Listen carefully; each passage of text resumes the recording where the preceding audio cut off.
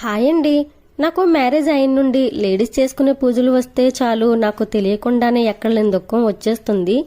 మా చిన్నప్పుడు మా అమ్మ వరలక్ష్మి వ్రతం వచ్చింది అంటే నెల మొత్తం నాన్ వెజ్ వండేది కాదు. ఇంకా పండక్కి కొత్త బట్టలు, వరలక్ష్మి రూపు వంటి షాపింగ్ చేసేది. పండుగ రోజు అయితే రకరకాల పిండి వంటలు, పండ్లతో పూజ చేసేది. నేను, మా తమ్ముడు, అక్క, మా అమ్మతో పాటు ముగ్గురం పూజ దగ్గర కూర్చునే వాళ్ళం. పండగ అయిపోయిన సాయంత్రం మా నాన్నగారితో రూపు కట్టించుకుని నాన్నగారి ఆశీర్వాదం తీసుకునేది. నేను కూడా మ్యారేజ్ అయ్యాక ఇలానే చేయాలనుకుని చాలా కలలు కన్నాను.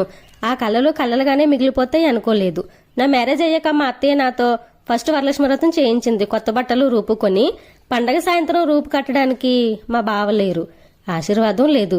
ఎందుకంటే డ్యూటీలో ఉన్నారు, సెలవుకి రాలేదు. అత్తయ్య రూపు కట్టేది, అత్తయ్య మామయ్య ఆశీర్వాదం తీసుకునేదాన్ని. మా మ్యారేజ్ అయినప్పటి నుంచి ఇప్పటి వరకు కూడా ఏ పండక్కి రాలేదు. ప్రతి సంవత్సరం ఈ సంవత్సరం రావాలి అని ఎదురు చూడటమే నా పని. నా ఎదురుచూపులుగానే మిగిలిపోతున్నాయి. ఇలా ఎదురు చూడటంలో ఆనందం ఉంది అంటే జీవితాంతం ఎదురు చూస్తూనే ఉంటాను. నువ్వు ఏ సంవత్సరం పండక్కి వస్తే ఆ సంవత్సరం నీ చేత్తో రూపు కట్టించుకుని నీ ఆశీర్వాదం తీసుకుంటాను. మాలాంటి ఎదురుచూపులు చూసే లైఫ్ ఎవ్వరికీ రావద్దు. వీడియో నచ్చితే లైక్, సబ్స్క్రైబ్.